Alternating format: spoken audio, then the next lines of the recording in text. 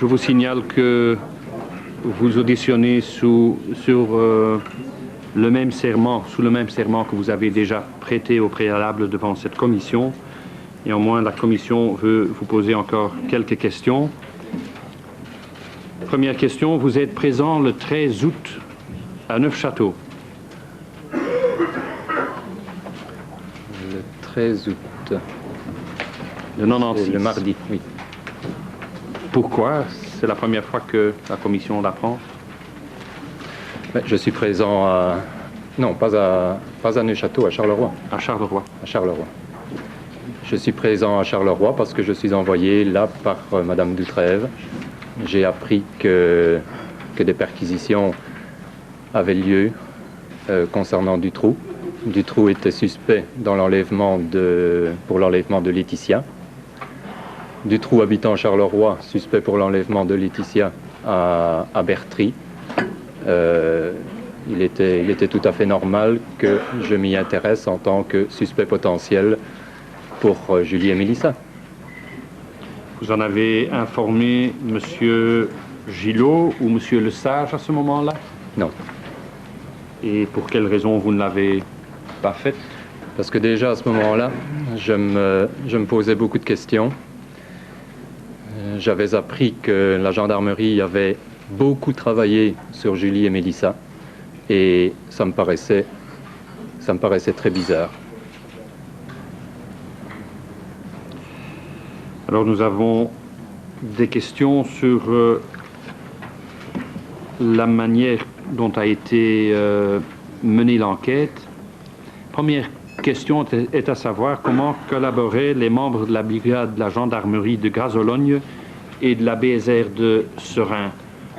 Ont-ils ou non regroupé en une équipe, se sont-ils regroupés dans une équipe en vue de l'enquête et de quelle façon ils vous tenaient au courant, de quelle méthode ils travaillaient? Est-ce qu'ils vous ont informé à ce sujet ou est-ce qu'on vous a laissé en dehors de ce débat qui devrait en tout cas se dérouler sur une enquête comme celle de la disparition de Julie et Mélissa? Je crois pouvoir dire que la BSR de Seraing et la brigade de gendarmerie de Gras-Ologne ont travaillé ensemble dans les mêmes locaux de la gendarmerie de Gras-Ologne.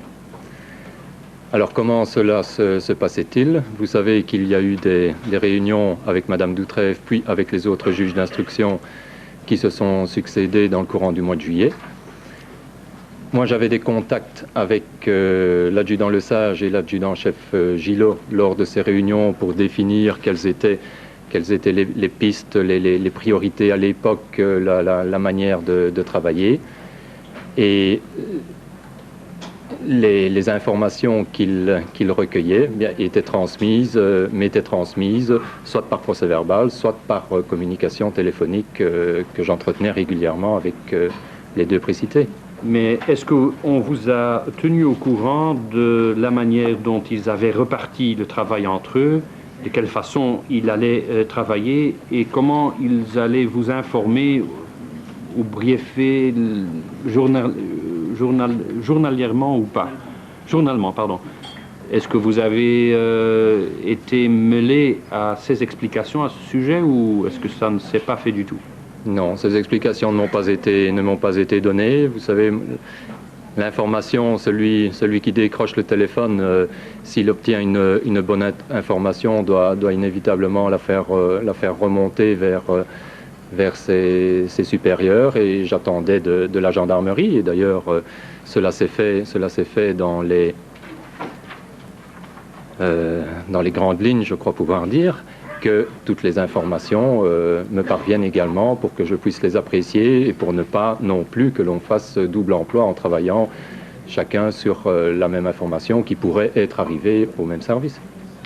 Troisième question, combien de membres de la police judiciaire, maintenant nous entrons dans votre corps de police, combien de membres de police judiciaire de Liège ont-ils participé à cette enquête ont-ils, oui ou non, travaillé dans une équipe qui dirigeait l'enquête au sein de la police judiciaire et de quels moyens la police judiciaire a-t-elle pu disposer pour cette enquête? Quels étaient donc les moyens? Vous savez, Monsieur le Président, que moi j'ai été convoqué le lundi 26 juin 95 par Monsieur le Premier substitut Ambroise. J'étais de garde-crime à ce moment-là. Et donc je dispose, moi, d'une équipe de 4 personnes. Mais il faut que vous sachiez qu'à tout moment, il n'y a pas que 4 personnes à la police judiciaire qui ont travaillé sur Julie et Mélissa. Quand j'avais besoin de membres de personnel, je faisais appel aux membres du personnel ponctuellement et je l'obtenais sans aucune difficulté. De même, la gendarmerie, quand elle voulait faire vérifier une information par un autre service de gendarmerie, tout le monde en Belgique et même à l'étranger était tout à fait disponible pour travailler sur Julie et Mélissa, pour vérifier une information. D'autres d'autres brigades de police judiciaire ont également travaillé à ma demande. Donc vous savez, limiter, dire il n'y avait qu'autant de personnes qui travaillaient, c'est besoin de membres de personnel. Je faisais appel aux membres du personnel ponctuellement et je l'obtenais sans aucune difficulté. De même, la gendarmerie, quand elle voulait faire vérifier une information par un autre service de gendarmerie, tout le monde en Belgique et même à l'étranger était tout à fait disponible pour travailler sur Julie et Mélissa, pour vérifier une information. D'autres brigades de police judiciaire ont également travaillé à ma demande. Donc vous savez, limiter, dire il n'y avait qu'autant de personnes qui travaillaient, c'est peut-être un peu court comme réponse, mais en tout cas, en ce qui me concerne, moi je disposais d'une équipe de 4 personnes. 4 personnes? Oui. C'est ça. Était-ce assez pour le travail qu'il fallait effectuer?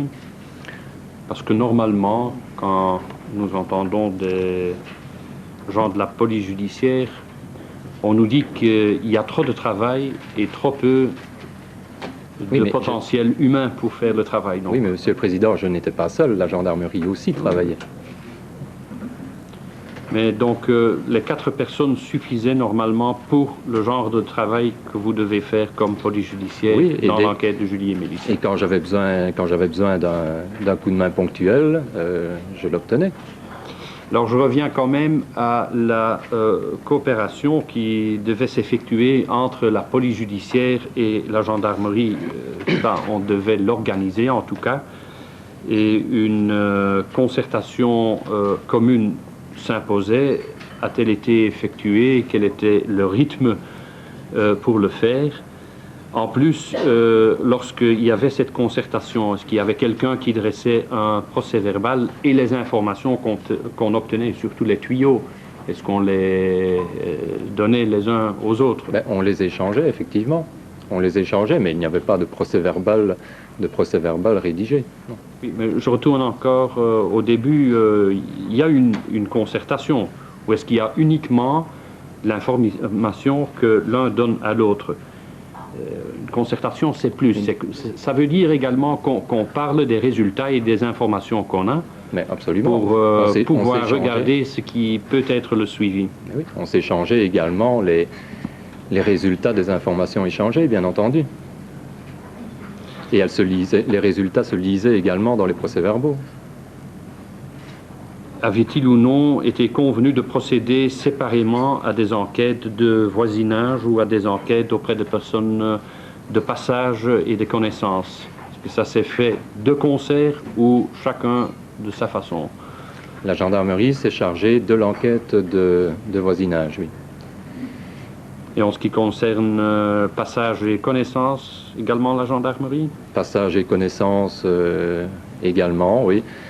Il faut vous dire que dans cette enquête-là est une enquête difficile. On dispose de peu d'éléments pour orienter vers l'une ou l'autre hypothèse de travail. Et on ne pouvait pas négliger le fait que les petites filles, Julie et Mélissa, aient été enlevées par une personne qu'elles connaissaient. Les parents ont toujours soutenu que pour eux, suivant l'éducation qu'ils avaient donnée à leurs enfants, Julie et Mélissa n'auraient pas suivi une personne inconnue. De plus, je vous rappelle le témoignage de la vieille dame, qu'il faut relativiser, bien entendu, comme tous les autres témoignages, mais elle ne perçoit aucun signe de violence, de menace, de contrainte, ce qui ne veut pas dire qu'elle ne peut pas se tromper, mais on est avec cet élément-là et il est un fait que il a fallu beaucoup chercher du côté des personnes qui n'étaient pas étrangères aux yeux de Julie et Mélissa. Et là, c'est très difficile de circonscrire le nombre de personnes parce que, vous savez, vous n'êtes plus des étrangers pour moi, je vous connais, vous n'êtes plus des inconnus. Et je crois que pour un enfant, la limite est encore beaucoup plus vite franchie. Une personne qui rend régulièrement visite à un voisin, si la petite fille voit cette personne-là une fois par mois peut-être, pour elle, dans son esprit, ce n'est peut-être plus un inconnu. Imaginons que cet inconnu se soit trouvé le samedi 24 juin à l'endroit. Pour moi, il n'est pas impossible que la petite fille ait pu suivre cette personne qui, pour elle, n'était pas un étranger. Monsieur Lamothe, je vous ai déjà parlé de la gendarmerie, de la police judiciaire, la concertation entre eux, mais puis il y a le niveau, je ne dirais pas supérieur, mais le niveau auquel il faut s'adresser, c'est-à-dire le juge d'instruction et le parquet. Là, je vous demande, est-ce qu'à votre avis, on a travaillé dans cette affaire comme c'est le cas normalement dans une affaire, c'est-à-dire que le juge d'instruction mène l'instruction, donne les directives, dit ce qu'il faut faire et ce qu'il faut encore rechercher comme information d'une part, les magistrats du parquet qui ne peuvent que rentrer dans l'affaire au moment où le dossier est remis par le juge d'instruction, soit que chaque mois, s'il y a un détenu, on peut donner on peut requérir devant la Chambre des conseils. À ce point-là, est-ce qu'à votre avis, tout le monde a pris ses responsabilités ou, au contraire, on ne sait que limiter à écrire des apostilles, les envoyer et avoir des contacts téléphoniques?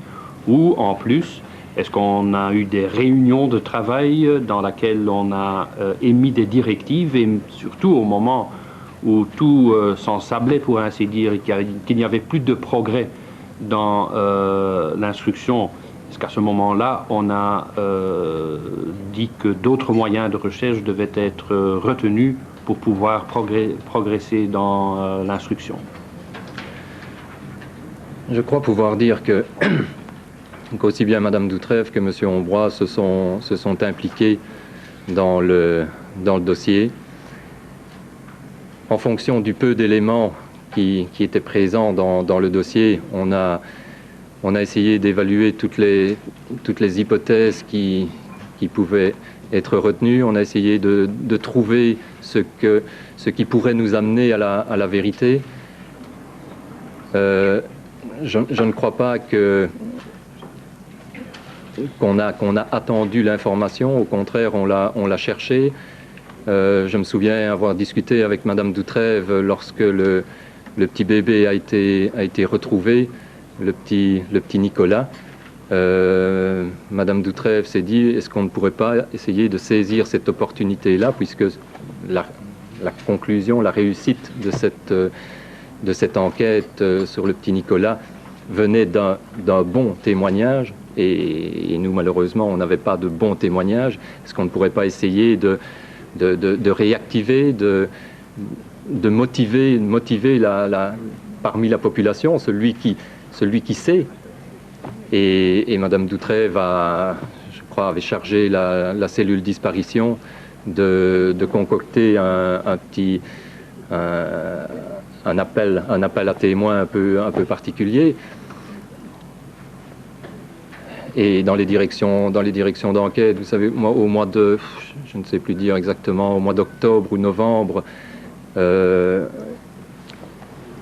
des points litigieux, c'était justement cette petite voiture foncée qui avait pris en charge les deux fillettes. Vu la médiatisation de cette affaire, on s'est dit que la petite voiture, elle ne repasserait peut-être plus dans les jours et les premières semaines de la disparition.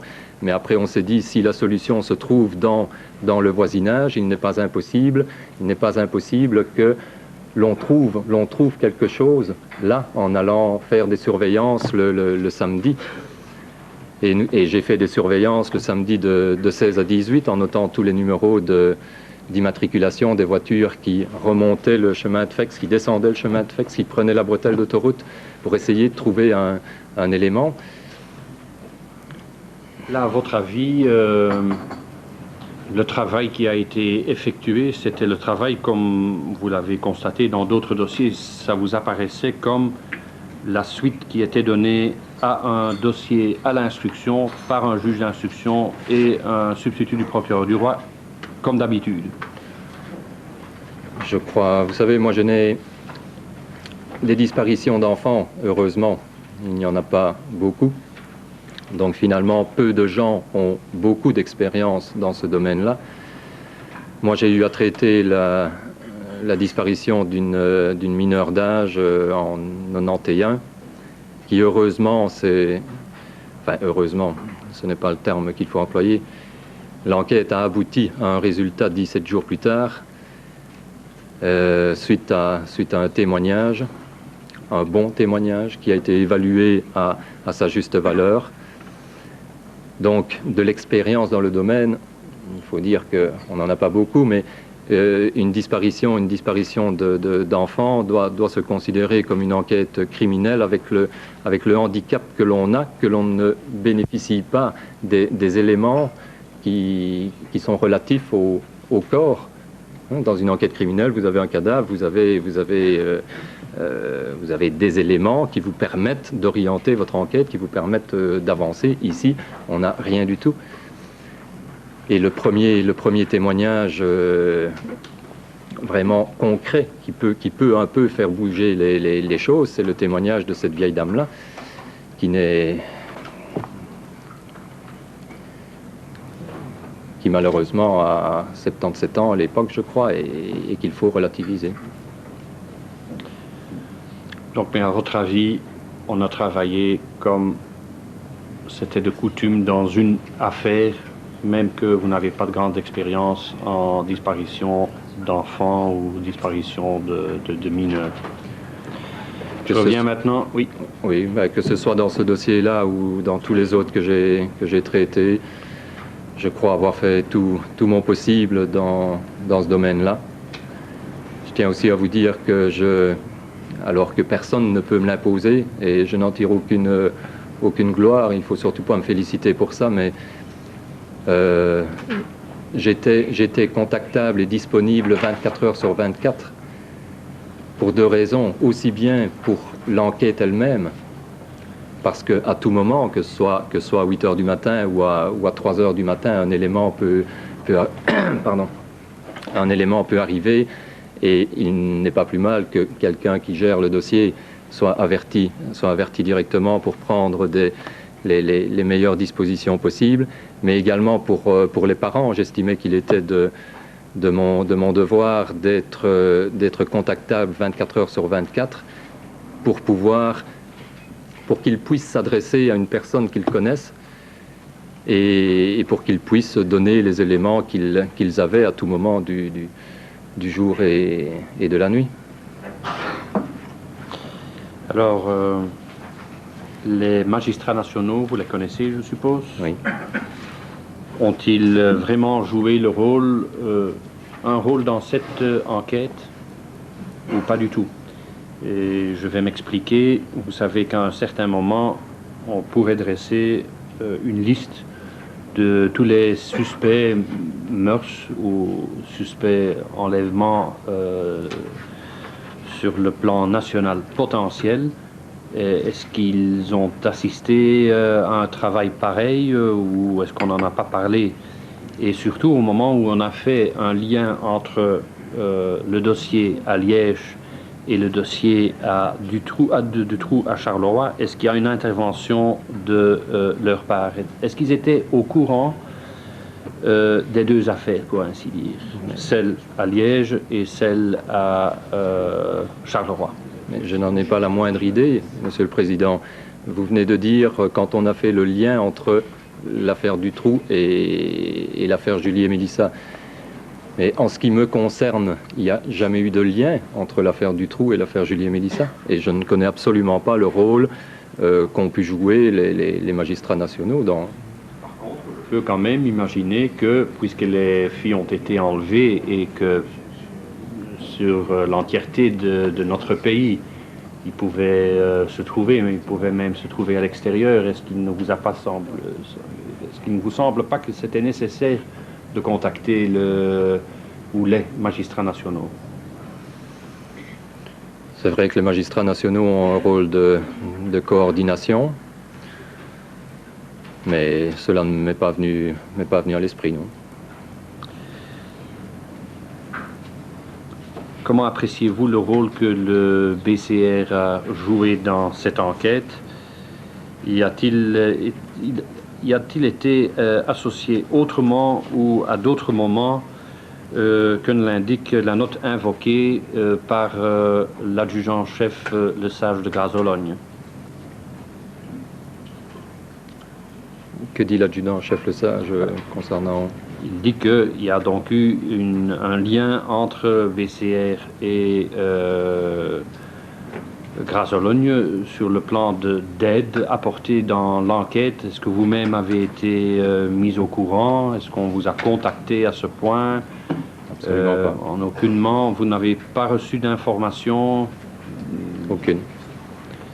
Est-ce qu'il savait que vous étiez le chef d'enquête au BCR? Je n'en sais rien. Monsieur Le Sage le savait en tout cas. Ouais. Donc le rôle du BCR, vous ne pouvez pas vous prononcer à ce sujet.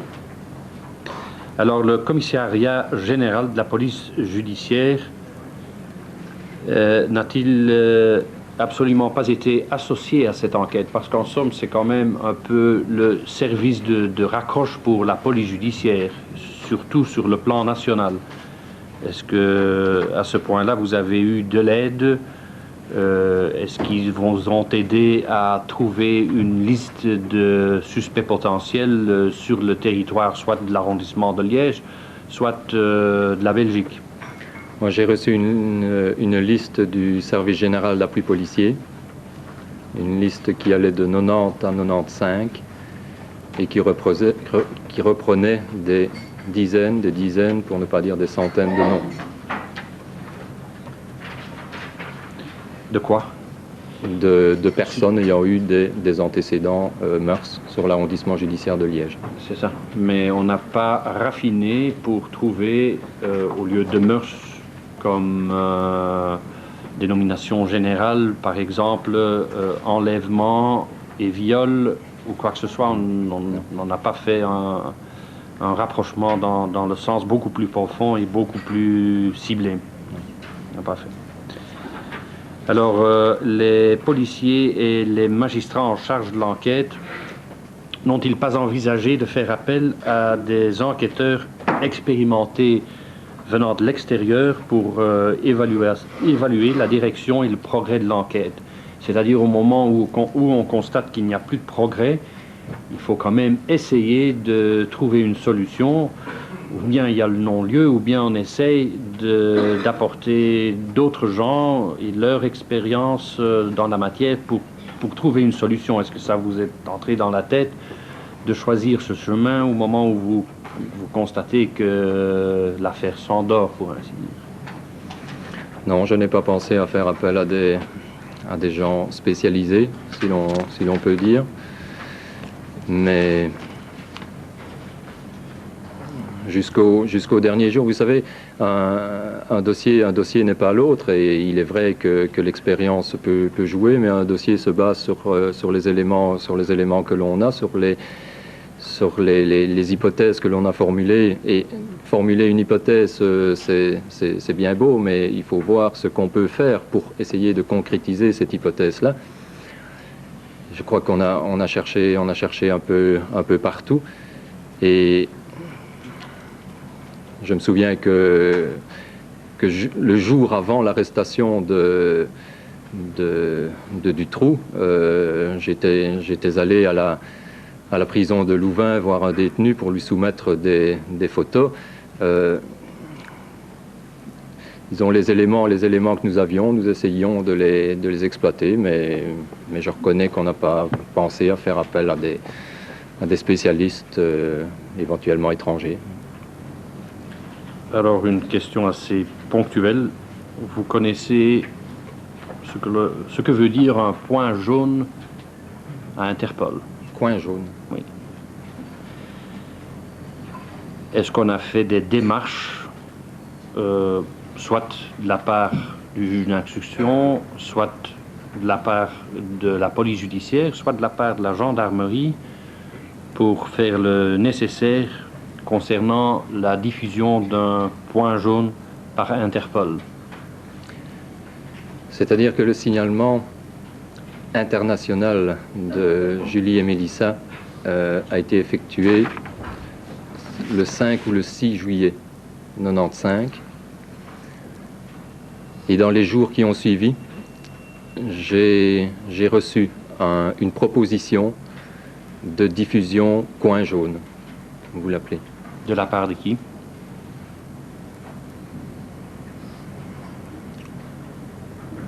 Je crois que c'est Interpol Bruxelles, ou le commissariat général, je ne saurais plus vous dire. Cette proposition était subordonnée à l'accord du magistrat. Alors dès que j'ai reçu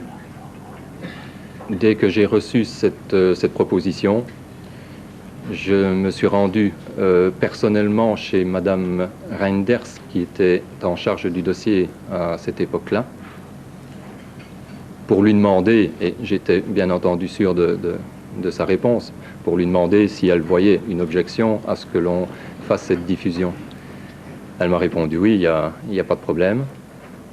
Et j'ai chargé un de mes collègues de contacter la gendarmerie de Grasse-Sologne. Je ne sais plus vous dire pourquoi je ne l'ai pas fait moi-même. C'est qu'à ce moment-là, j'étais peut-être occupé, je ne sais plus. Et parce que je savais que la gendarmerie avait reçu également cette même proposition. Et comme tous les signalements avaient été effectués par la gendarmerie, que la gendarmerie disposait de plusieurs jeux de photos couleurs, il me semblait qu'il n'était pas idiot, qu'il était plus logique de demander à la gendarmerie de faire cela. Et donc mon collègue a téléphoné à la gendarmerie de Grasse-Sologne pour leur demander de s'occuper, de répondre favorablement à la proposition. Vous n'avez toujours pas de notes? Ça ressort toujours de votre tête? Oui. C'est un homme fort, hein?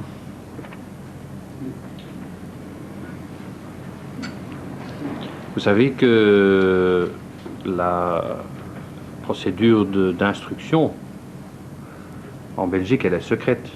Mmh. Mais on oublie toujours, il y a encore un deuxième mot, elle est secrète et elle est écrite. Et elle est écrite. Si on ne prend pas de notes, c'est difficile de dresser soit un procès verbal, soit un rapport. Chaque fois que j'estimais qu'il devait être dressé un procès verbal pour le communiquer à Madame le juge d'instruction, j'ai dressé un procès verbal. Dutroux, la première fois que vous avez entendu prononcer son nom, vous vous rappelez quand? Je ne sais toujours pas vous donner de date précise. Il n'est pas impossible, en fonction de ce que je sais maintenant, je dis bien, il n'est pas impossible que ce soit donc le 16 août 1995, mais je ne sais pas, vous le... Le nom Nioul? Jamais entendu. Jamais. Ni de collègues d'autres polices judiciaires qui disaient mais ça c'est Jamais. un type tout à fait spécial? Non, Jamais. ça ne vous disait rien du tout. Rien du tout avant de connaître son arrestation. Jamais. Réseau pédophilie ou réseau de traite humaine? Jamais. Vous connaissez est-ce que vous avez constaté dans votre carrière que ça existait des réseaux J'en ai déjà. avec cet objectif, soit la pédophilie, soit la traite humaine? Comme tout le monde, je sais que des réseaux existent et je vous ai dit lors de ma première déclaration que je m'étais intéressé à des personnes qui avaient été identifiées comme faisant partie de réseaux locaux. Alors, une dernière question que je voudrais quand même vous poser.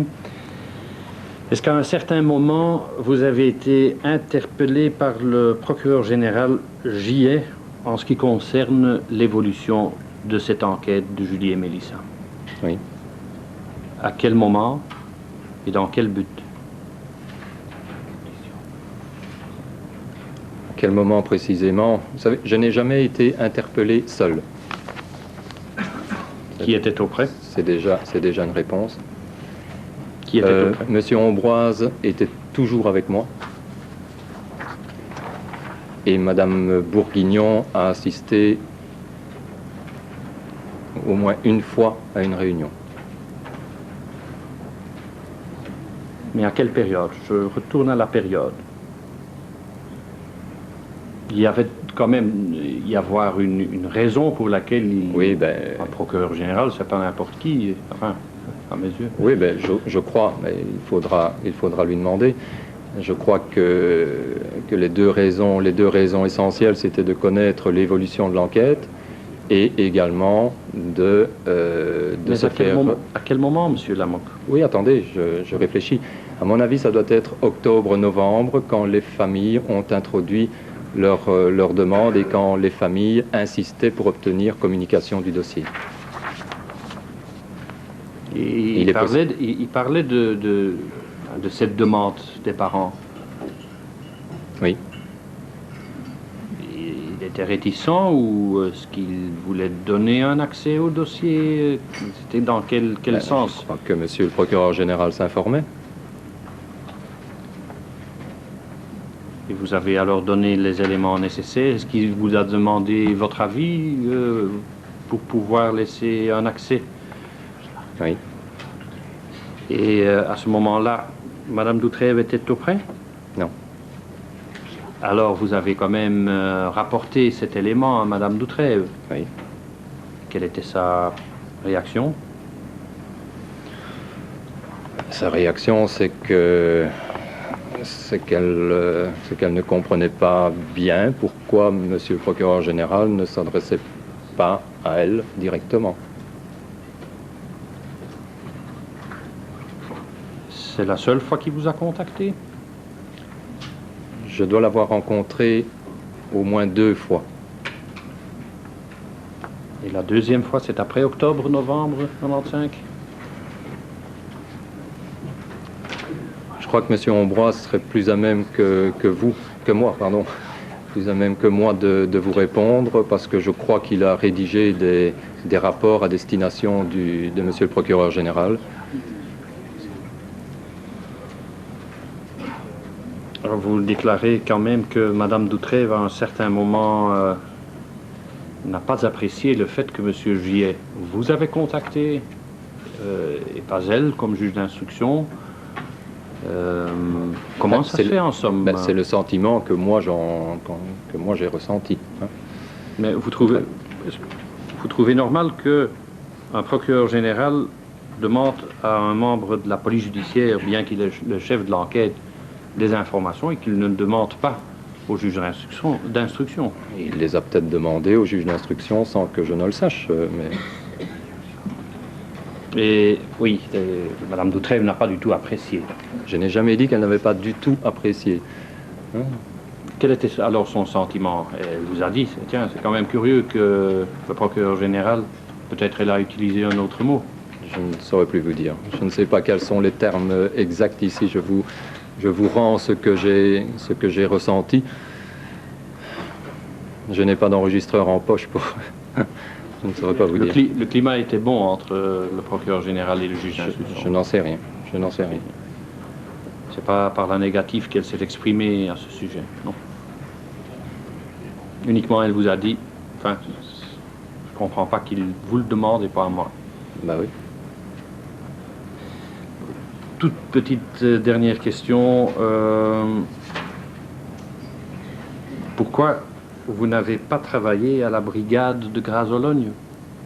Quand on entend les gendarmes, ils disent qu'ils auraient fortement apprécié votre présence. Là.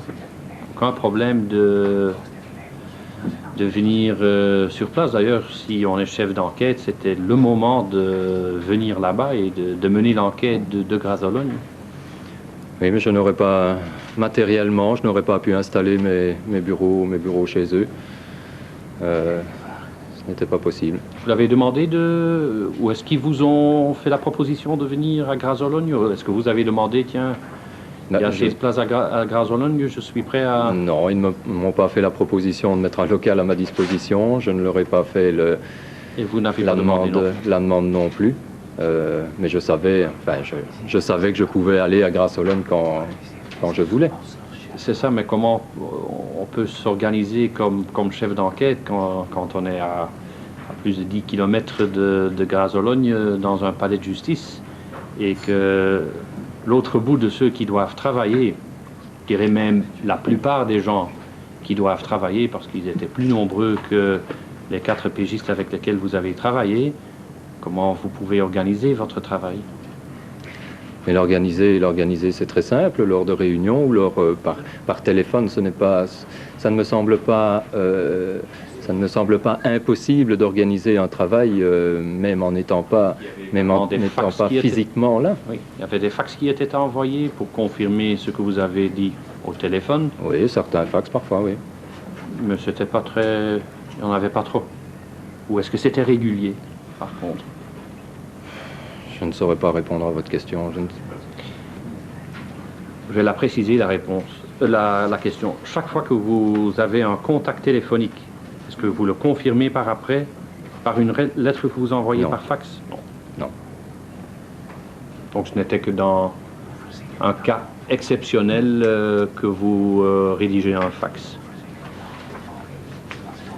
Je n'ai jamais rédigé de fax pour confirmer une chose à mes collègues de Gras-Ologne qui sont à 10 km. Mais comment vous pouvez alors connaître le suivi de vos directives ou des instructions que vous avez données?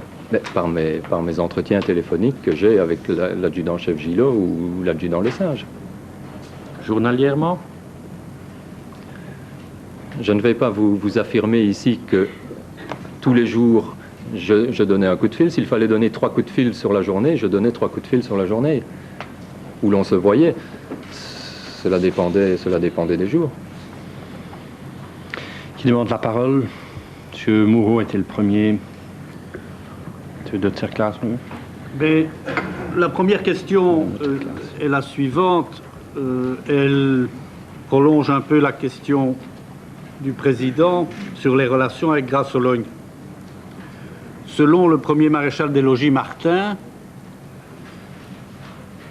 vous alliez régulièrement à Gras-Ologne, a-t-il dit, pour rassembler les procès-verbaux,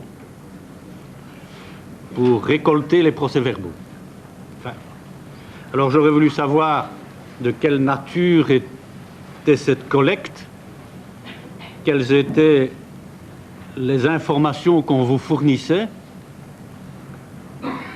et si vous avez poussé la curiosité jusqu'à demander à avoir les fax qui parvenaient à Gras-Ologne au sujet de l'affaire Julie et Mélissa. Franchement, je n'ai pas dans le souvenir d'être une fois allé à Gras-Ologne pour aller chercher des PV. Les procès-verbaux m'étaient envoyés, m'étaient remis en main propre. Donc vous ne vous souvenez pas que vous passiez... Mais si, je me souviens très bien être allé à Gras-Ologne, mais pas uniquement comme apparemment le prétend Valère Martin pour aller chercher des procès-verbaux. Donc Quel était le but alors de... Ça dépend des fois. Je suis même allé retrouver la gendarmerie au mois de février ou au mois de mars 96 parce que j'avais appris des parents un élément qui m'interpellait. Et là, je me suis rendu là sur place pour avoir un entretien avec eux et pour que les choses soient bien claires dans l'esprit de tous. Mais en août 95, on ne vous a rien donné. On ne vous a pas donné le fax du 4 août, le fax du 16 août, on ne vous a rien donné du tout. Vous n'avez rien demandé non plus. Je n'ai jamais eu aucun fax concernant du trou. Est-ce que vous étiez chef d'enquête? Oui. Et M. Lesage était théoriquement, et M. Martin, sous vos ordres, dans la cellule. Oui. Et vous ne leur demandiez pas d'avoir les informations qu'ils détenaient? Mais beaucoup d'informations m'ont été communiquées. Mais celle-là, je constate qu'elle ne l'a pas été. Parce que l'information du 16 août, elle est particulièrement importante. Ça, je ne vous le fais pas dire. Et on ne vous l'a pas communiqué. Vous n'avez rien demandé parce que vous en ignoriez l'existence. Mais j'en ignore l'existence. Est-ce que je ne vais pas demander aux gendarmes, est-ce que vous êtes sûr que vous ne me cachez rien? Non, d'accord, mais vous saviez quand même qu'ils recevaient des informations, qu'ils recevaient des fax des autres brigades. Mais oui. Pourquoi n'avez-vous pas demandé de faire la collation systématique de ces messages? Parce que j'avais... Comme chef d'enquête. Oui. Ça, j'arrive pas à comprendre. Vous savez, mon rôle, c'est peut-être borné à essayer de coordonner plutôt que de diriger. C'était plutôt passif qu'actif, votre rôle. Mais non, il n'était pas passif, plutôt qu'actif. Vous attendiez qu'on vous donne, et vous ne demandiez pas. Mais vous savez, j'ai entendu le capitaine Ball dire je travaillais en confiance avec l'adjudant Lesage. J'ai entendu le chef Michaud dire je ne vois pas pourquoi je n'aurais pas fait confiance à Lesage. Eh bien, moi aussi, je faisais confiance aux gendarmes, tout comme je fais confiance aux gens qui travaillent avec moi. Quand je charge un de mes collègues de la PJ de faire une vérification et quand elle vient me rendre compte, je ne lui pose pas la question « Es-tu sûr de tout me dire? Ne me caches-tu rien ?» Ça... Bien. Alors, deuxième question va dans un peu... Quand Dutroux est arrêté en décembre et qu'on fait ensuite des perquisitions, vous êtes mis au courant? Absolument pas. Lesage ne vous dit pas qu'il est allé voir les pièces saisies? Absolument pas. Il ne vous tient pas au courant du tout? Non, pas du tout. Jamais. Je l'ai appris ici, en regardant Donc la télévision. vous avez été tenu dans l'ignorance totale? Absolue. En tant que chef d'enquête? Absolument. De ces éléments-là? Absolument. Alors, dernière question. Mais je ne vous laisse pas parler, M. Moreau, mais oui. Est-il concevable de penser, et je crois que personne du monde judiciaire ou personne parmi mes collègues ou personne parmi les avocats qui me connaissent, personne ne peut imaginer que ni la juge Doutrève ni moi n'aurions réagi, serions restés passifs si l'on avait eu les éléments qui étaient à la disposition de la gendarmerie le 16 août. C'est impensable. Impensable. Il y a deux choses minimum qui devaient être faites avec ces éléments-là. C'est entendre du trou et perquisitionner du trou. Alors, je reviens perquisitionner de quelle façon, je n'en sais rien parce que c'est trop facile maintenant. On connaît la vérité, on sait quels éléments il aurait peut-être fallu mettre en œuvre pour retrouver Julie et Mélissa. Mais entendre du trou, vérifier son emploi du temps, entendre sa femme, vérifier la petite voiture. Alors, j'en reviens peut-être à un élément qui pourrait nous faire peut-être comprendre certaines choses. Il se tient le 27 septembre 95 à 9h30 une réunion entre les parents de Julie et Mélissa et les enquêteurs.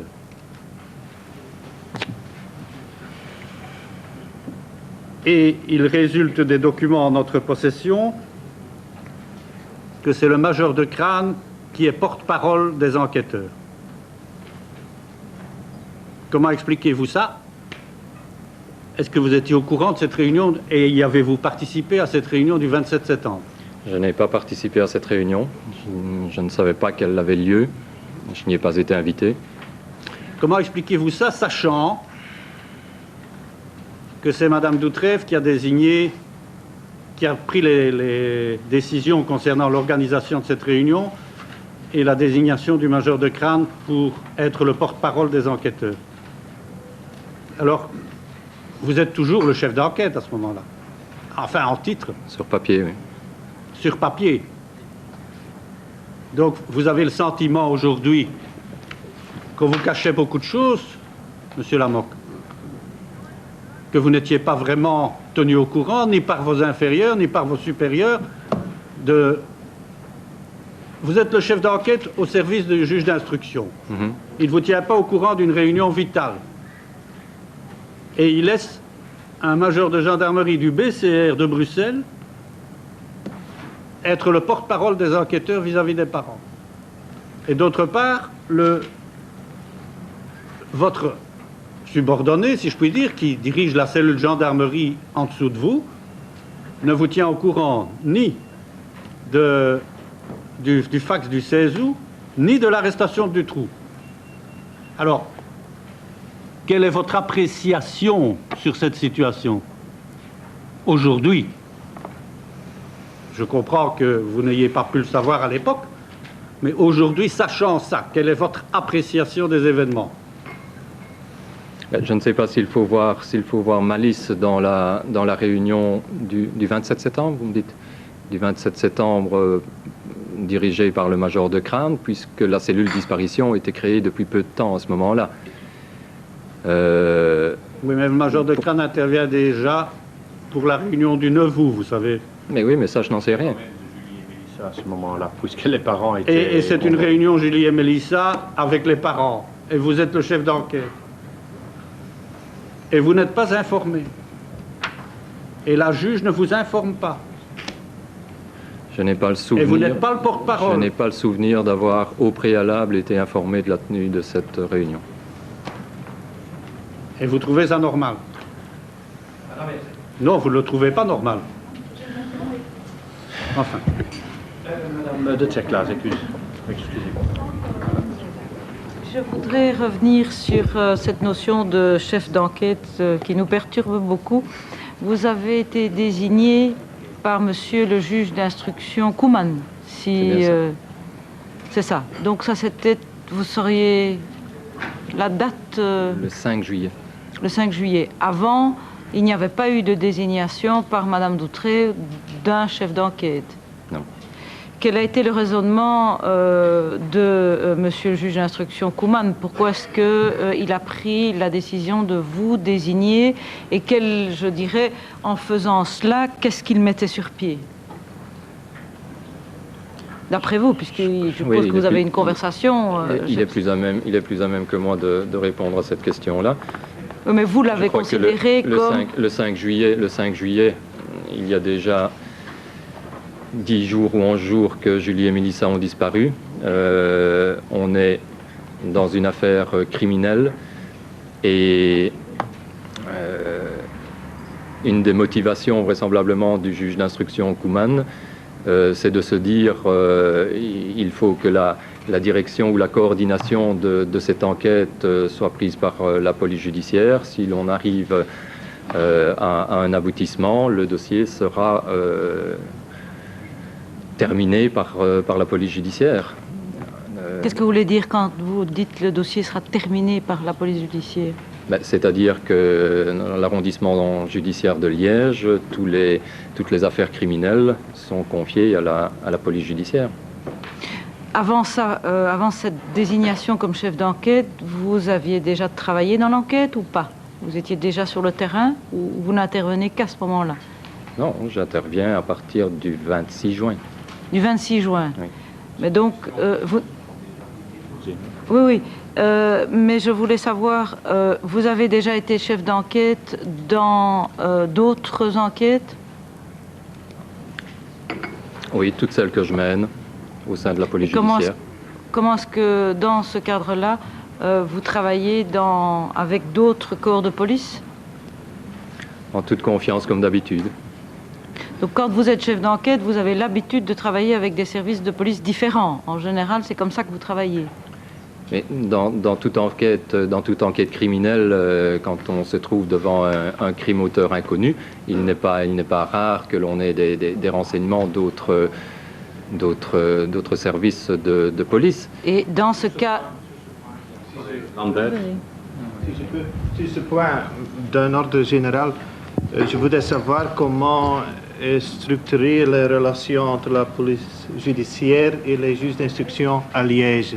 Pour nous, ce qui est connu, qu'il y a des couples assez connus comme Ansi Bros, Dutrey ou Lamoque.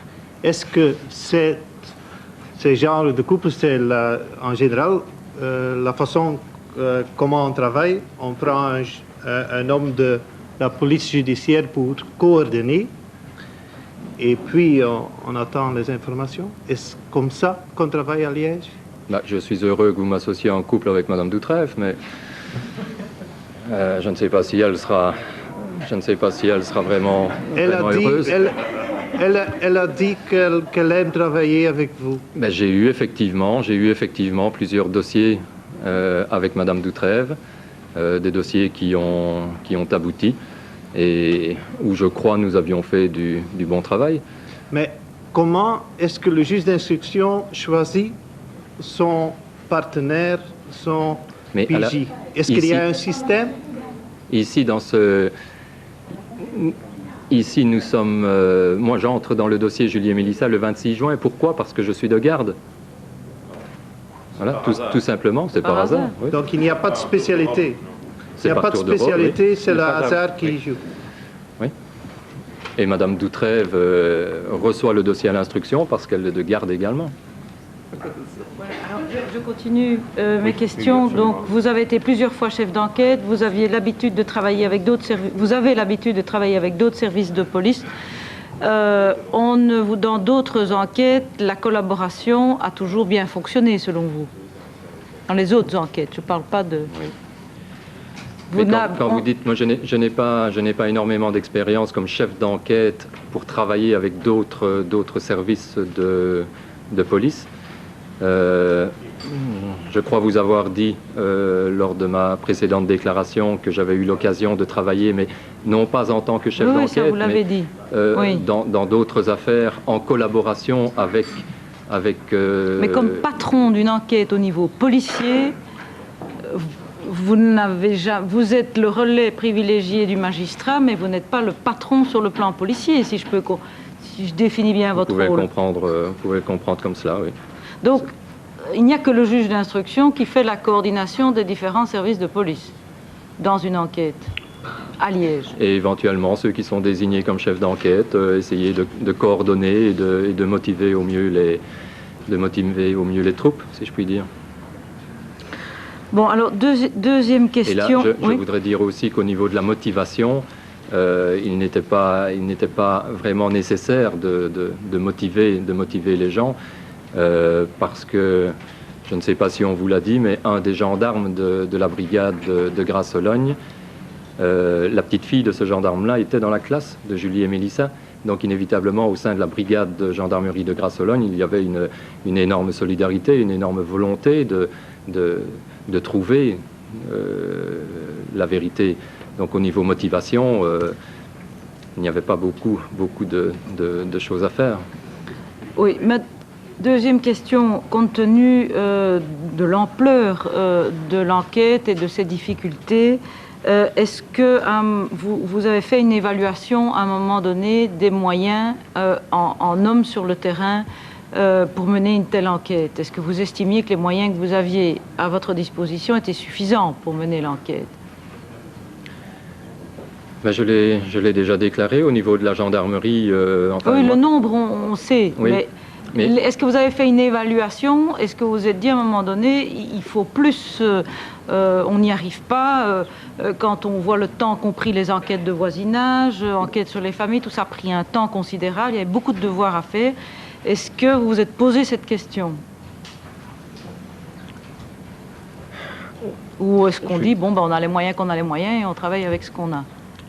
On travaille avec ce qu'on a, si ce n'est que si l'on a besoin de renforts, on les obtient. Ça, il n'y a Donc, aucun, il n'y a aucun pas problème. pour vous, il n'y a pas eu de problème de moyens dans cette enquête. Vous aviez les moyens nécessaires. Merci. Collègue De Crolly, et puis collègue Moriot. Minquin, Lambert et De Goes. Merci, Monsieur le Président. Monsieur Lamoque, est-ce que vous connaissez Monsieur Letem? De nom. Mais vous n'avez pas eu de contact professionnel à l'époque de cette enquête-ci avec Jamais. lui Merci.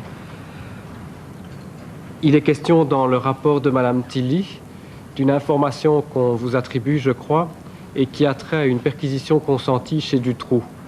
Est-ce que vous pouvez nous en dire plus à ce sujet, s'il vous plaît? Je ne sais vous dire que ce que j'ai dit à Madame Tilly. C'était la nuit du samedi 17 au dimanche 18 août. Nous nous trouvions à l'hôpital civil de Charleroi. Et là, Madame Doutrève posait des questions au capitaine Ball. Et je crois avoir dit à Madame Tilly, parce que c'était mon sentiment à l'époque, que le capitaine Ball était celui qui avait supervisé ou dirigé l'affaire Othello. C'était le sentiment que j'en avais à cette époque-là. Maintenant, je rectifierai ma déclaration.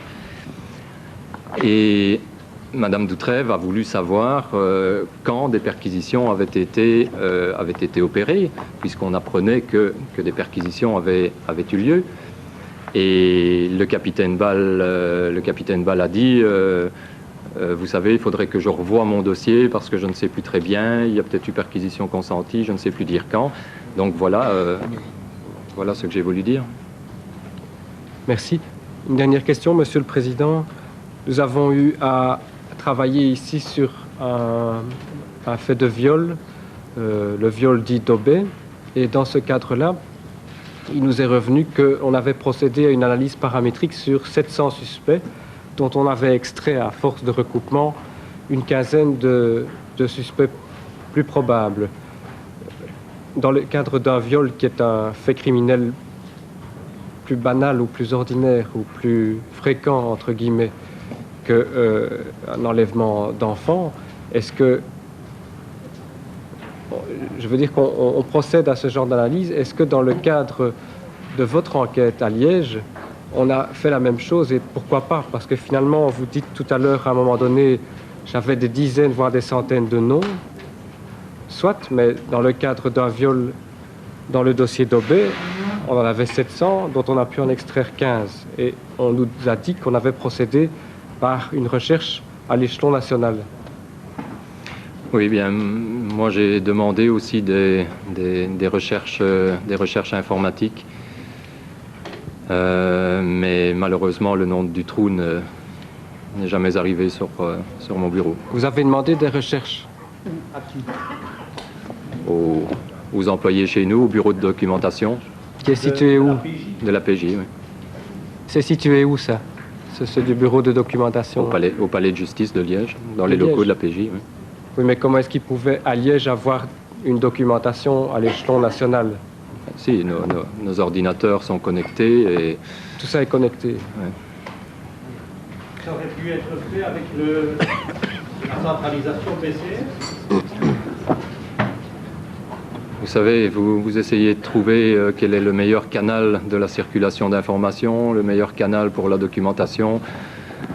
Et ce n'est pas à mon niveau que je peux vous dire il y a une documentation BCR, il y en a une autre. En 76, l'enquête de Neuchâteau va aboutir parce que on va sortir notamment le nom du trou parmi, si j'ai bien retenu, 80 suspects. Et le nom du trou a été sorti tout simplement parce que c'est... Oui, tout simplement parmi 80 suspects. Parce que c'est l'adjudant Van Rillard qui sort son nom. Sort son nom. Ben oui. Il est sorti dans Aubé aussi, si j'ai bonne mémoire. Et son nom, il ne l'a pas oublié, puisque... Il est sorti dans Aubé aussi. Et ici, il n'est pas sorti. Avec tout ce qu'on a depuis le 16 août. Mais oui, mais moi, je n'ai rien depuis le 16 août. Non. Mais alors, l'enquête s'est arrêtée à Liège. Oui, mais si vous demandez une recherche, vous demandez quand même une recherche avec quelques indices ou quelques éléments dont vous disposez. Sinon, ça ne m'étonne pas qu'on a des centaines de noms. Il faut quand même à un moment donné essayer de cibler la recherche. Ben oui, ben j'ai demandé des recherches sur kidnapping, viol, mais le nom du trou n'est jamais arrivé sur mon bureau.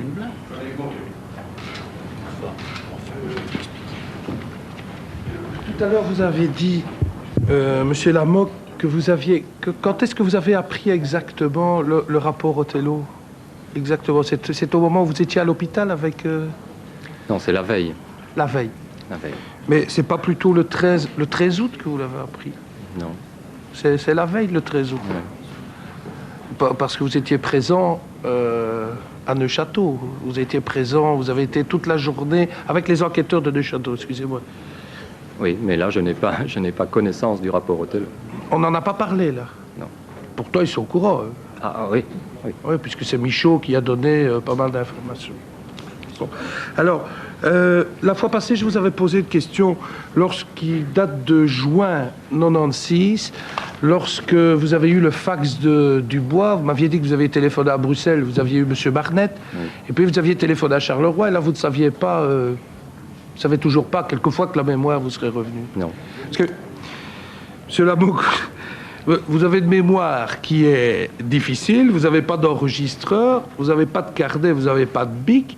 Est-ce que c'est vraiment une méthode normale de travail pour un chef d'enquête? Moi, je me pose vraiment la question. Comment pouvez-vous revenir sur des éléments d'information, sur des fax que vous allez chercher, s'il n'y a pas un fil conducteur? Nous, on le voit bien, rien qu'au travail qu'on doit faire. Ici, si on ne prend pas de notes, on est tout de suite noyé au bout de 3 jours. Alors, je voudrais bien que vous m'expliquiez comment vous faites. Je travaille comme ça depuis toujours. Voilà. Bon, est-ce que... Bon, je veux bien, j'acte votre réponse. Je voudrais aussi vous demander, toujours dans ce cadre-là, dans la manière de travailler, moi j'ai un peu le sentiment de l'extérieur qu'au niveau de la gendarmerie, il y avait une structure, il n'y avait pas un chef d'enquête, que chez vous, il y avait le chef d'enquête, mais il n'y avait pas de structure. Est-ce que c'est tout le temps comme ça, quand vous avez l'enquête? Un juge d'instruction, un chef pégiste, et puis alors, on fait travailler les enquêteurs. Je rejoins d'ailleurs un peu la question de mon ami Landoy. Je ne sais pas vous répondre sur ce point. Non, mais... c'est régulier, c'est comme ça? Parce que, excusez-moi, mais vous apparaissez un peu, je comprends ce que M. Landoy a voulu dire. D'un côté, on a des couples comme ça. Et donc, si ça va bien, ben, c'est Doutré. Si ça va mal, c'est Lamoque. C'est assez utile. Mais le problème, c'est que vous avez un rôle que vous niez, ça, assez passif. Puisque vous avez les enquêteurs sur le terrain, puis vous avez vous chef d'enquête, et puis il y a Madame Doutré. Est-ce que on vous convoque même pas une réunion au mois de septembre? Est-ce que vous trouvez ça tout à fait normal? Est-ce que vous n'avez pas le sentiment, à un moment donné, d'avoir été écarté non seulement par les enquêteurs, mais également par votre juge d'instruction? Je n'ai pas le sentiment d'avoir été écarté par le juge d'instruction. Il faudra lui poser la question de savoir pourquoi elle ne m'a pas envoyé à cette réunion-là. Je n'en sais rien. Mais je n'ai pas le sentiment d'avoir été écarté de ce côté-là. Enfin, le rôle de coordination, vous admettrez avec moi qu'il n'a absolument pas fonctionné, puisqu'on fait des réunions à Charleroi, vous n'êtes pas au courant, on fait des temps d'enquête dont vous n'êtes pas au courant. Enfin, Oui, mais vous savez, si un de vous détient un élément qui peut amener à la vérité, qui ne le communique pas à M. Verwilgen et qu'il essaye de le traiter dans son coin, qui va être responsable? M. Verwilgen? Ça c'est... Ben oui. Ça, M. Lamoque, si vous pensez le contraire, là, il y a un problème, parce qu'il y a quand même des hiérarchies, il y a quand même des responsabilités que l'on doit assumer. Hein. Bon, enfin, je voudrais vous demander quels étaient les rapports de Mme Doutré avec la gendarmerie. Est-ce que ça fonctionnait bien? Est-ce que ça fonctionne bien, en général? Mais oui. Vous n'avez pas le sentiment qu'elle est un peu hostile à la gendarmerie Non, je n'ai pas ce sentiment-là. C'est le grand amour. Mais non, ce n'est pas un grand amour. Ne me faites pas dire... Parce que vous savez, les versions varient tellement que je voudrais que vous soyez plus précis. Je crois que Madame le juge d'instruction se comporte avec la gendarmerie ou avec la police communale ou avec la police judiciaire comme un juge d'instruction doit se comporter. Alors, sous question, est-ce que vous pensez que les problèmes de l'époux de Madame Doutrève puissent avoir eu une incidence sur la manière dont on a géré l'enquête? Parce que je veux bien admettre qu'à partir du 16 août, vous n'êtes pas au courant. Donc, tout se décide au mois de juillet. Il se passe beaucoup de choses à ce moment-là. Donc, personne n'est informé. Je ne sais pas vous dire quand les ennuis de l'époux de Madame Doutrève ont commencé. Franchement, je n'en sais rien.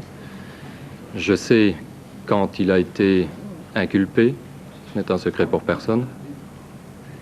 Et à ce sujet-là, je crois qu'il s'agissait d'un jeudi. Et nous avions programmé un départ pour rencontrer les responsables de la chaîne de télévision de TF1, témoin numéro 1, pour le mardi. Et l'époux de Madame Doutrève a eu ses ennuis, je crois bien, le jeudi précédent. Et alors que la décision le concernant n'avait pas encore été prise, j'ai eu un contact avec Madame Doutrève ce jour-là, donc elle ne savait toujours pas si elle allait le revoir le soir. Et je ne sais plus de quelle façon j'ai abordé le sujet, parce que c'est un problème délicat, bien entendu. J'ai essayé de savoir quoi pour le mardi suivant. Et sa réponse a été, de toute façon, quoi qu'il arrive, je m'en tiens à mes obligations professionnelles. Et nous sommes partis le mardi suivant. Merci. Je voudrais revenir à votre présence à Neufchâteau le 13 août. D'abord, pourquoi n'avez-vous pas parlé à la commission de cette présence le 13 août? C'est quand même pas un fait négligeable. Je n'ai rien voulu cacher à la commission. Si je ne l'ai pas dit, c'est que la réponse n'est pas arrivée suite à une question qui m'était posée. Mais donc vous êtes rien voulu cacher. Neufchâteau, parce que là, il faut quand même être bien clair. Charleroi, pardon, Charleroi. Pas à Neufchâteau. Pas à Neufchâteau. Avec Neufchâteau à Charleroi. Excusez. Donc vous êtes dépêché sur place par Madame le juge et elle vous en donne la raison. Comment vous présente-t-elle la chose? Puisque pour vous, ça doit être un fait mais c'est moi qui l'avertis que Dutroux est un suspect. Oui. Comment l'apprenez-vous? Pour Laetitia. Pour Laetitia. Et quand vous lui dites ça, elle dit il peut y avoir un lien avec Julie et Mélissa, donc elle est sur place. Ben, je crois même que c'est moi qui lui suggère d'aller voir sur place. Donc, à partir de l'enlèvement de Laetitia, vous faites le lien avec Julie et Mélissa? Ben, c'est un lien qui est possible. Hein. C'est un lien qui vous allez sur place. Vous avez Dutroux qui réside à Charleroi, qui habite Charleroi, et qui est suspect pour Laetitia, qui est une adolescente. Ben, pourquoi pas Julie et Mélissa? Bien. Comment vous l'avez appris, ça? Mais un an avant, il n'y en a pas. Mais pour moi, il y en a jamais. Mais si, vous avez dit que peut-être le 16 août, vous en avez parlé. Vous ne savez plus la date, mais on vous en a parlé. Mais on m'en a parlé en des termes qui n'établissent pas de lien. Ah, parce que là, il y en a un. Mais moi, je le cherche, oui. Et la seule façon pour moi de voir si le suspect de Neufchâteau n'est pas aussi impliqué dans l'affaire Julie et Mélissa, c'est d'aller sur place. Et en 95, le suspect de Charleroi, il ne peut pas l'être? Mais oui, mais moi, on ne me le dit pas, M. Morio. Vous avez dit tout à l'heure qu'aux environs du 16 août, vous aviez appris qu'on parlait de Dutroux. Oui, qu'il y avait une enquête à Charleroi sur Dutroux. Mais oui. Mais M. Lesage n'a jamais donné tous les éléments qu'il prétend devant votre commission qu'il a donnés. Et puis, attendez. Collègue Minguin avait la parole. Donc vous passez la journée et là les éléments s'accumulent. Non, je ne passe pas la journée. Je crois que j'arrive là vers 16 heures. Je ne passe pas la journée. C'est pas la journée. Et qu'apprenez-vous avec précision? Est-ce que vous pouvez... Pas grand-chose. C'est-à-dire? Pas grand-chose. Ben, c'est-à-dire que le numéro de plaque de Dutroux a été relevé. Et j'apprends que les perquisitions, lorsque je suis là, les perquisitions sont en cours. Je vais voir revenir l'épouse Martin, je vais voir la camionnette blanche, mais je n'apprends rien du tout. Et moi, mon but en allant là, c'est d'essayer de voir tous les objets qui ont été saisis, dans les perquisitions. Et puis, Le numéro de plaque de Dutroux a été relevé. Et j'apprends que les perquisitions, lorsque je suis là, les perquisitions sont en cours. Je vais voir revenir l'épouse Martin, je vais voir la camionnette blanche, mais je n'apprends rien du tout. Et moi, mon but en allant là, c'est d'essayer de voir tous les objets qui ont été saisis dans les perquisitions. et puis, je n'avais pas terminé. Pardon. Et puis, quel est le rapport que vous faites au juge d'instruction, précisément? Le rapport que je fais au juge d'instruction, le rapport que je fais au juge d'instruction... Il est verbal, il est écrit? Il est verbal, mais il sera consigné plus tard. Je vais faire un procès verbal récapitulatif. Et vous précisez, verbalement dans le premier temps, qu'est-ce que vous précisez à madame le juge d'instruction dans un premier temps? Je précise que Dutroux est toujours suspect pour Laetitia, il n'a pas avoué à ce moment-là, et que l'enquête est en cours. Et que vous n'avez aucun élément? Que je n'ai aucun élément, mais que l'enquête va se continuer là, du côté de Charleroi. Qu'est-ce qui vous a prévenu c'est vous qui avez été prévenu, vous avez dit c'est pas madame le juge d'instruction qui vous a dépêché à Charleroi. Qui vous prévient que ça pourrait vous intéresser? C'est le commissaire en chef de la PJ d'Arlon. Par la PJ d'Arlon? Par la PJ d'Arlon. Collègue Alanduit. Je veux encore une fois insister sur l'organisation, s'il en est, de la police judiciaire à Liège. Il doit quand même être un système de comment on partage le travail entre eux. Est-ce que c'est réglé comme chez les juges d'instruction, que c'est le hasard où on est de garde et on reçoit un dossier?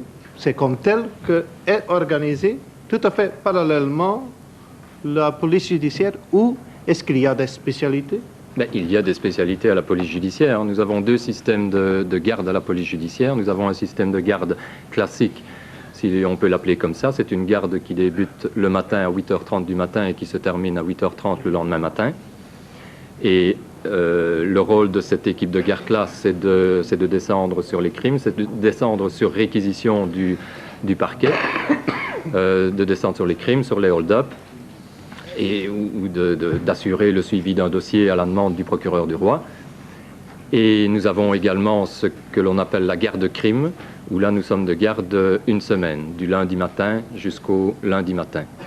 Et là, il est fait appel à la garde crime uniquement en matière criminelle, et c'est la garde crime qui assure le suivi du dossier. Voilà comment la police judiciaire de Liège fonctionne. Et il y a aussi également une garde hold-up au sein de l'équipe hold-up. Parce que alors il y a le collègue Eerdekens, madame de Cerclas. Juste pour la transmission de l'information, donc c'est la PJ d'Arlon qui vous téléphone à vous en disant ça peut vous intéresser dans votre dossier Julie et Mélissa. Comment est-ce que lui pense à votre dossier? Déjà à ce moment-là, mon collègue de la PJ d'Arlon doit certainement se poser des questions aussi. Et il me dit ça doit t'intéresser. Les gendarmes ont beaucoup travaillé sur Julie et Mélissa. Les gendarmes ont beaucoup travaillé sur Julie et Mélissa. Allez un peu plus loin. En son temps. Et maintenant, Dutroux, il ressort pour Laetitia.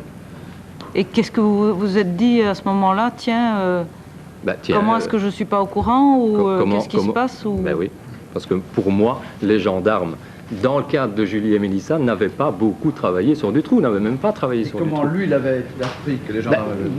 De par ses contacts avec Neuchâteau ou avec... Il avait travaillé avec le juge d'instruction sur les différentes pistes et puis... Oui? Avec quel juge d'instruction? Au moment de la disparition de la petite Laetitia. Laetitia, oui. La PJ d'Arlon travaillait aussi? Était associée, oui. Donc ils étaient au courant des différentes pistes et des éléments, je veux dire. Oui. Et à ce sujet-là, si je peux un peu vous éclairer pour voir À ce sujet-là, dès le départ, il m'est dit que on ne sait pas très bien ce qui se passe, mais que Zico de la police judiciaire de Charleroi est dans le collimateur. Alors, vous savez, moi, si Zico est un pourri, il n'a qu'à tomber. Moi, je n'ai rien pour ni contre Zico.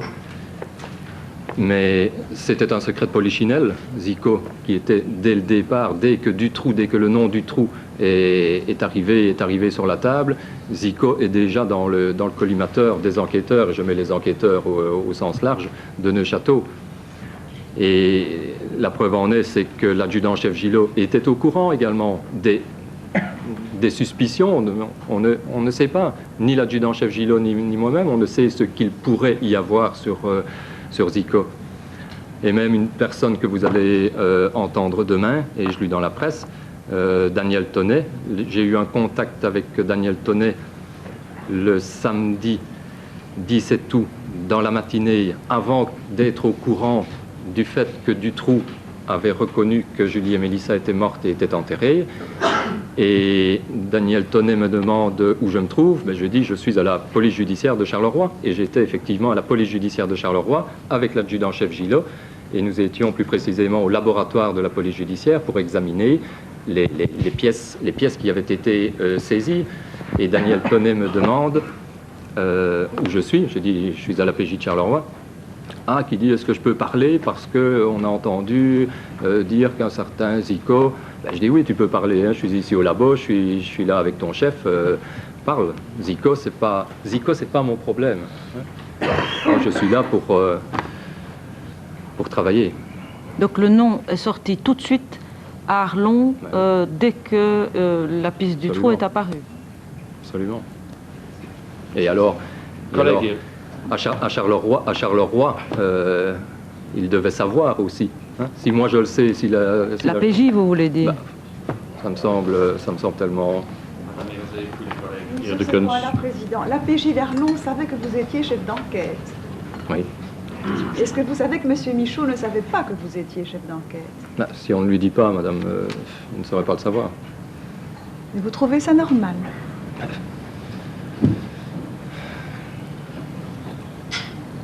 Merci. Il y a le collègue Irdekens. Président, quelques questions à M. Lamothe. Comme nous le constatons, vous êtes un peu tenu à l'écart alors que vous êtes le chef de l'enquête. Mais ceci, vous l'avez compris très vite que, somme toute, beaucoup de choses pouvaient se passer sans que vous le sachiez. Vous voulez parler du trou Non, non, moi je parle de ce que le sage, par exemple, travaille de son côté. Vous êtes rarement en contact, en définitive. Si, je suis en contact avec lui. Mais vous n'allez quand même pas très souvent à Grasse-Sologne. Quelle fréquence? Je ne saurais plus vous dire quelle fréquence. Si c'est une fois par semaine, mais des contacts téléphoniques, j'en avais très régulièrement. Est-ce que, comme chef d'enquête, vous organisez toutes les semaines un débriefing en disant on rassemble tout qui travaille et on parle et on échange les infos? Non, je ne l'ai pas fait. Parce qu'on me dit qu'à la gendarmerie de Charleroi, M. Zamponi, que vous avez entendu, il vous a expliqué que tous ces hommes, quels que soient les dossiers sur lesquels ceux-ci travaillent, il les réunit dans son bureau pendant une demi-heure tous les matins et on échange des infos, qu'est-ce que vous avez fait, etc. Donc, je comprends que vous n'alliez pas tous les jours à Grasse-Sologne, mais au moins une fois par semaine. Vous ne réunissez pas tous les 15 enquêteurs ou 16? Non, je ne l'ai pas fait. Et pourquoi vous ne l'avez pas fait? Parce qu'en fonction du travail que nous avons, le rôle du chef, c'est quand même de savoir ce que font tous ceux qui travaillent sous les ordres du chef.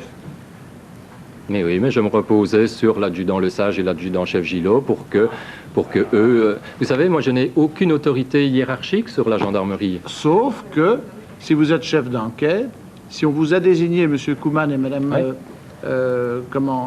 Doutrey n'a pas remis en cause la distribution du travail de M. Kouman.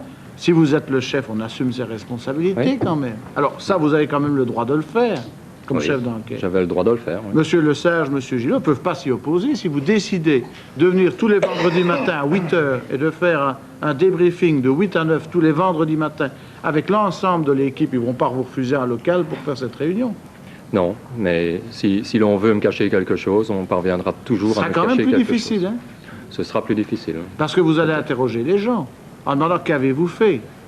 C'est vrai qu'ils peuvent à la limite vous mentir par omission. Enfin, ça, vous devenez un patron alors. Hein? Oui, si vous voulez. Ben oui, si je voulais, c'est dommage que ça n'ait pas été comme ça. Alors, Madame Doutrève, elle, prend l'initiative, c'est ce qu'elle nous a déclaré lorsqu'elle est venue devant nous, début septembre 1995, de contacter le BCR parce qu'elle apprend qu'on crée une cellule disparition. C'est une bonne initiative de sa part. Vous avez, vous aussi, pris cette initiative? Non, je ne l'ai pas pris. Mais vous avez appris qu'on crée une cellule disparition. Oui, qui était en fait un glissement BCR et un changement de dénomination. Mais vous qui êtes un professionnel, de l'enquête, c'est quand même efficace cet outil de la gendarmerie. Ça peut être efficace. Mais cet outil existait déjà. Hein. Oui, mais il change de nom, si on veut. Il change de nom. Se spécialise, enfin bref. Oui. C'est un lifting, si on veut. Mais enfin, c'est un outil qui fonctionnait bien pour vous. Je n'ai jamais mis les pieds au BCR et je ne sais pas vous dire s'il fonctionnait bien. Oui, mais enfin, est-il concevable qu'entre gendarmerie et PJ, on ne collabore point, que vous soyez interdit de séjour au BCR si vous souhaitez voir comment ça fonctionne? On vous interdirait au BCR d'y aller? Je n'en sais rien. Écoutez, au BCR aujourd'hui, le roi, la reine, les parents des familles y étaient apparemment. Ça en a parlé. Monsieur Vermeulen, il est allé dans d'autres circonstances, enfin aussi. Oui. Mais c'est quand même pas, je dirais, le cœur de la centrale nucléaire de Tihange, hein, où on accède avec une protection contre les radiations, non? Je ne sais pas. Vous posez la question à M. Verwilgen il vous dira s'il est entré facilement. Monsieur... Oui, mais est-ce que vous n'avez pas... On dirait vraiment que, comme on dit à Liège, hein, que pour vous, aller à la gendarmerie, c'est comme rencontrer quelqu'un qu'on préfère voir ses talons qu'il bêtiette de ses soleils, quoi. Hein. Non, absolument pas. C'est un peu ça, quoi, non? Absolument pas. Vous êtes bien sûr? Absolument. Alors, puisque vous n'avez pas de contact avec la gendarmerie ou très peu, est-ce que vous avez pris contact avec M. De Vrome pour solliciter son appui dans votre enquête? Non. Non plus. Alors, avez-vous pris contact avec M. Van Doren, le magistrat national, en disant « J'aimerais vous rencontrer comme chef d'enquête et disposer du concours de ces hommes » Non, la question m'a été posée, non. Non plus. Bon. Et quand vous avez le fax de Dubois du 18 juin 1996, vous n'y accordez donc pas une attention exceptionnellement criante. Non. C'est pourtant là la seule fois que Dutroux apparaît, je dirais, autrement que par la gendarmerie. C'est exact. Donc vous n'avez absolument pas... À ce moment-là, nous sommes en juin 1996. Un an s'est écoulé. C'est bien ça. L'enquête, elle est surtout très dynamique dans tous les sens au début. Les 60 kilos de dossiers, il y a quand même une grande partie, je dirais, dans les 6 premiers mois de l'enquête. Après, les infos se réduisent. Comme dans toutes les enquêtes. Comme dans toutes les enquêtes, c'est logique, c'est inévitable. À ce moment-là, il y a une stimulation du trou SGAP. C'est pas le moment de vous dire, tiens, je vais mettre mes limiers sur cette info. Mais je vous ai donné ma version des faits, mon appréciation de l'époque. Ben oui. Alors le 19 août, si je ne me trompe, vous n'êtes pas présent quand M. Gillot va montrer son document Othello. Enfin, vous n'êtes pas présent. Mais le 19 août, Madame Doutrève va à Charleroi. C'est là qu'elle aura cette discussion avec Gillot sur le dossier Othello. Le 19 août? Le 19 août 96. Elle va à Charleroi? Oui, mais quand elle découvre l'existence du dossier Othello? C'est à Charleroi. C'est à Charleroi qu'elle se trouve, à l'hôpital de Charleroi, si je ne me trompe. Hein? Vous n'êtes pas présent. Si, je suis présent. Ah, vous êtes présent? Oui, je suis présent. Ah bon. À l'hôpital de Charleroi, oui. Bon. Et c'est là que le dossier Othello est découvert par Mme Doutrève et par vous. En tout cas, les documents qui sont en possession de l'adjudant-chef Gillot. C'est ça, exactement. Alors, qu'est-ce qui motive, selon vous, Gillot, de montrer cela à Mme Doutrève? Qu'est-ce qui se passe? On vous l'a caché à elle, d'après elle, à vous, d'après vous. Pourquoi est-ce que d'un coup, le 19 août, Gillot fait-il état de ces documents internes à la gendarmerie? Je ne sais pas. L'adjudant-chef Gillot se pose peut-être lui aussi des questions. Il se rend peut-être compte de la situation. Il se rend peut-être compte. Fait-il à ce moment-là l'évaluation des informations? C'est difficile à dire. C'est ça. Oui, encore un point. Et puis, il y a une seconde réunion. C'est quand il y a ce fameux PV, Mme Doutrève, le 19, va demander qu'on lui fasse un rapport là-dessus. Et puis, il y a une discussion, c'est le lendemain en principe ou sur le lendemain, enfin, c'est dans les... Et là, il vient la phrase, vous allez vous assassiner, etc. Enfin, il y a une contestation. Vous étiez présent, vous, là? Non. Alors, ma question est celle-ci. Quand vous allez, vous, à Charleroi, vous y allez comment? En voiture? À quelle date? Que ce soit le 19 ou... oui, en voiture. Oui. En voiture. Avec votre voiture? Avec ma voiture, oui. Une voiture de service? Oui, oui. C'est vous qui conduisez? Quand je suis allé avec l'adjudant-chef Gillot? Oui. Oui. Quand Mme Doutrève va à Charleroi, comment y va-t-elle? Avec sa voiture privée? Pour la découverte des corps? Oui. Non, elle n'y va pas avec sa voiture privée. Je crois qu'elle va faire le chemin avec M. Ambroise. Et ils sont véhiculés par un inspecteur de la PJ. C'est ça. Et qui s'appelle? Qui s'appelle Jean-Luc Willen. Oui. Et aurait-il pu entendre l'une ou l'autre information des confidences de Gillot, les échanges de conversation de Gillot, de M. Ambroise et de Mme Doutrève? C'est possible, c'est possible. Il était là. Moi, je ne suis pas resté constamment en sa présence, puisque l'autopsie des corps avait lieu. Mais il était là et il est resté jusqu'au bout pour reconduire Mme Doutrève. Donc, lui a été le témoin des conversations à l'aller dans la voiture, au retour dans la voiture et sur place, s'il a ouvert simplement ses oreilles. Effectivement. Donc, ce serait peut-être quelqu'un d'intéressant à entendre sur tout ce qui a pu se dire à ce moment. Vous avez part de rien par la suite? Vous avez Récemment, suite aux auditions? l'identité totale de la personne en question? Collega Van Deurzen. Ja, voorzitter. Oui, Monsieur le Président.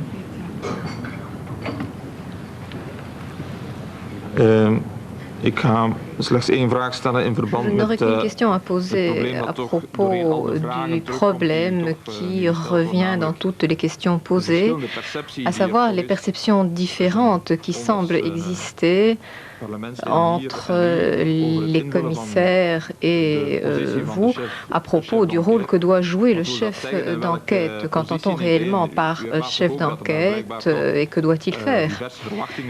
Il semble qu'il y ait différentes attentes et il semble que vous ayez rempli cette mission de manière quelque différente. Nous cherchons des éléments structurels pour pouvoir formuler des recommandations à l'issue de l'enquête. Il semble très fréquemment que dans les affaires complexes, un chef d'enquête soit désigné. Il y a très souvent des équipes mixtes d'enquêteurs qui soient constituées, donc des corps de police différents. Alors je me demande s'il existe un profil ou un organigramme, une structure, une organisation. Pensez-vous que les services de police aient une certaine responsabilité? Y a-t-il, je le répète, un profil du rôle que doit remplir le chef d'enquête et les membres de son équipe?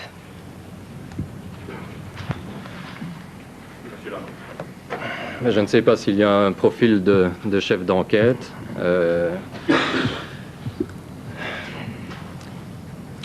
Moi, je vous dirais que c'est celui qui doit essayer de coordonner, essayer de dynamiser l'enquête, essayer de donner vie à l'enquête et voilà. Dit punt u, collega. Meneer Lamok, om daar nog dieper of even dieper op in te gaan. Monsieur Lamok, Uw taakomschrijving. je voudrais revenir un petit peu plus en détail sur le profil de votre mission. Bon, vous dites que vous ne prenez aucune note, qu'il n'y a pas de briefing ni de débriefing. Toutefois, vous êtes parfaitement au courant de l'évolution de ce dossier et il ne s'agit pas du seul dossier que vous traitiez. Donc, je me demande si vous avez des écrits que vous nous dissimulez ou bien ne pouviez-vous prendre aucune note? Personne ne m'a jamais interdit de mettre quoi que ce soit par écrit. Je n'ai rien caché à la commission. Je ne vois pas où porter votre question. Maar ik kan mij toch niet van de indruk ontdoen dat uw oversten, als zij met u Je pense que vos supérieurs, lorsqu'ils évoquent avec vous un dossier, souhaitent voir concrètement ce qui se passe au niveau de l'enquête. Donc même vos supérieurs n'ont jamais demandé le moindre document écrit? Mes supérieurs ne m'ont jamais demandé d'écrits et vous savez, des écrits, il y en a déjà beaucoup concernant Julie et Mélissa. Ce sont tous écrits qu'il faut analyser, qu'il faut essayer de voir s'il n'y a pas quelque chose à retirer de tout cela.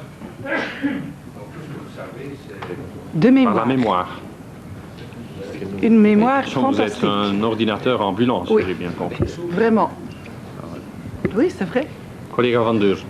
Collègue Van Deurzen. Ik wil daar nog even... Ik zou daar nog even willen op verder gaan, omdat ik ook denk Je dat het voudrais een zeer belangrijk poursuivre sur ce aspect point parce que je crois van qu'il s'agit là d'un aspect essentiel dans notre enquête.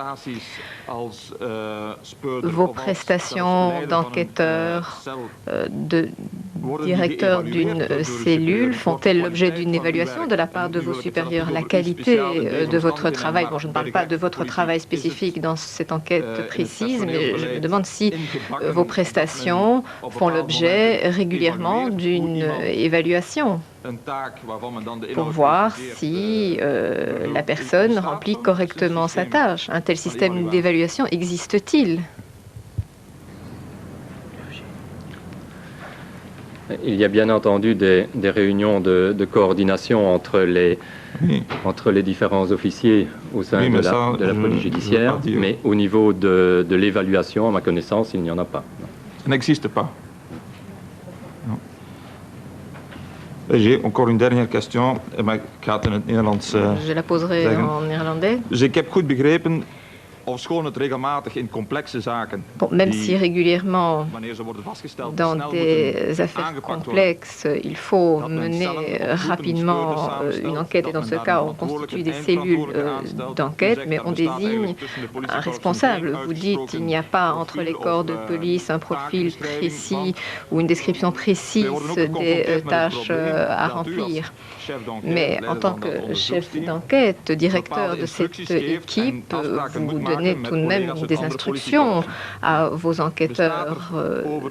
Alors je me demande si, au niveau des relations hiérarchiques, je ne parle pas de votre cas personnel, mais je suppose que très souvent des équipes mixtes se sont constituées, donc je me demande si en matière de relations hiérarchiques, il y a des conventions quant aux ordres que vous pouvez donner à telle ou telle personne, quels sont les comptes rendus que vous pouvez demander à des responsables d'autres corps de police qui ne relèvent pas, disons, hiérarchiquement de votre propre corps de police. Je pense que s'agit là d'une situation relativement fréquente et je crois qu'il serait opportun de définir une règle générale si elle n'existe pas. Alors, je le répète, y a-t-il un document, un protocole sur lequel vous puissiez vous appuyer pour revendiquer, exiger un certain nombre de choses de la part de vos enquêteurs? Non, à ma connaissance, il n'existe pas ni protocole ni accord qui donne autorité à... Mais la situation n'est pas exceptionnelle. Ça existe souvent que... Il n'y a pas de procédure, pas de... Donc ce n'est pas une surprise qu'il y a des accidents dans la communication. Il ne devrait pas arriver. Collègue de Crolly, dernière question. Oui, encore une petite précision, s'il vous plaît, Monsieur Lamoque, à propos d'une des réponses que vous avez formulées tout à l'heure. Il s'agissait de cette histoire d'ordinateurs interconnectés et de banques de données sur les suspects meurtres, viols, kidnapping. Vous nous expliquiez que vous aviez fait un travail de recherche. Est-ce que vous pouvez me dire comment est organisée cette banque de données? Non, franchement, je ne saurais pas vous le dire. Il faudrait faire venir un informaticien pour vous répondre. Je ne suis pas au... Donc vous faites une demande à Liège. C'est un ordinateur qui se trouve dans un autre service que le vôtre ou... Oui, c'est au bureau de documentation. De la PJ liégeoise. Et vous ne savez pas comment cet ordinateur est alimenté, actualisé Non, franchement, je ne sais pas. Comment les interconnexions sont organisées? Franchement, je ne sais pas. Merci. Collègue, y a-t-il encore quelqu'un qui veut poser une question? Monsieur Lamoque. Monsieur Lamoque, je suppose que vous n'avez pas à remettre des documents. Si, c'est ce que vous m'avez demandé.